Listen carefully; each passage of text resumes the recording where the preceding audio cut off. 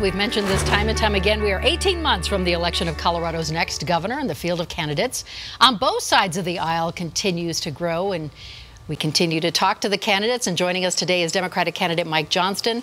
Thank you for being here with us. I know you're a former state senator. Why do you want to be Colorado's governor? You bet. Thank you for having me, first of all. I think I have had the chance to serve in the legislature the last 7 years and found there are a lot of big problems we've been able to take on and help solve together, but there are a lot of big problems I think still facing Colorado over the next decade when you look at everything from a high-quality education system to making sure we solve our transportation problem to making sure we have an energy source that's going to support our growth to making sure we have affordable housing for people that are moving to the state and living in the state.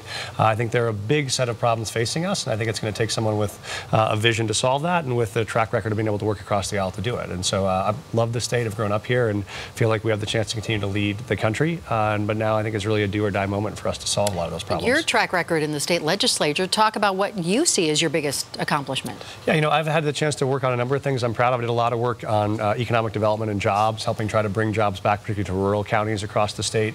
Already in Mesa County, we brought 200 jobs back alone in that small county with entrepreneurs that are growing new businesses.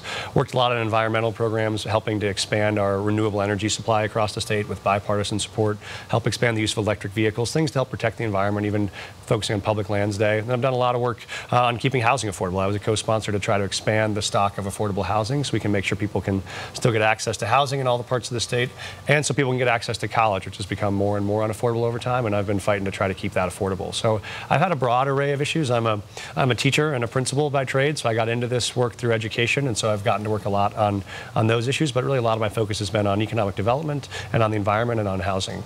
So moving forward then, what do you see as Colorado's biggest issues that you would like to tackle? Yeah, I think the biggest one is going to be jobs and the economy. How do we continue to grow jobs in this state, particularly in the face of an economy that's changing more rapidly than we've ever seen before? In an era of automation and globalization, how do we make sure folks that are coming out of jobs that are going to disappear have a place to go to get the skills they need for the new jobs that are emerging? And so I proposed an idea when we launched called the Colorado Promise, which would allow people to get access to skills training or community college for up to 2 years.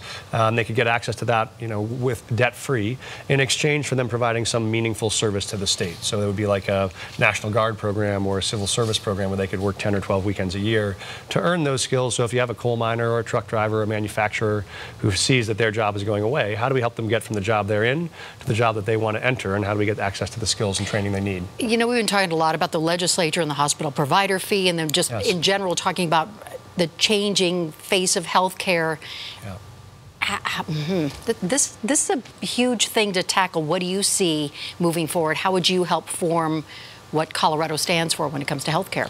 Obviously, this has been a concerning last couple of days for health care. You saw the proposal that just passed the House would cut benefits from 2.5 million Coloradans who have pre-existing conditions, and it would make things like being a woman or being pregnant or having asthma a condition that you could get your rates jacked up incredibly high, up to hundreds of thousands of dollars of increases. So I think the first step is to stop what would be a very damaging piece of federal legislation that would hurt Coloradans.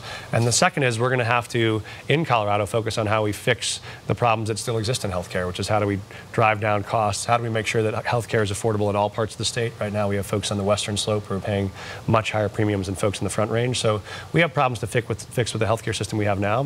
What we don't want to do is make it worse by putting 2.5 million folks in Colorado out of healthcare.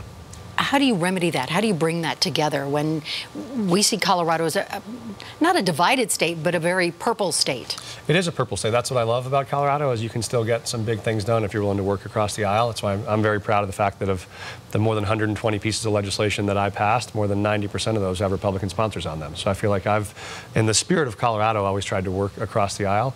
I think there are solutions here on health care that Colorado could build. What I think we don't want to do is have the federal government come and blow up the system we've tried to build here in Colorado, which would cut benefits from the elderly, cut benefits from kids, and cut benefits from low-income families. And so I think this is the wrong solution. I think there are a lot of ways Colorado can work productively to lower those costs, but this one would really be catastrophic for our state. What do you think Coloradans need to know about Mike Johnston? What don't they know about you that they should know? So I'm a fourth-generation educator. I grew up on the western slope of Colorado. I'm a small business owner. My family started a bed and breakfast up there 40 years ago, and my brother and my mom and I still lead that. And so I've seen what it's like to work in the business world. I've seen what it's like to be a school teacher and a school principal. And then I have a track record of working in the legislature to actually get big things done. So I think folks that are looking for someone who is able to build big ideas and be able to build real collaboration to try to accomplish those things, I think I have a track record of doing that. And I'm also the only one of 100 legislators who has a community office. So if you ever want to come visit me, you can come up to North Park Hill at 33rd and Hudson and just walk in the door. I've been there for 7 years, and we'll be there all the way through the campaign.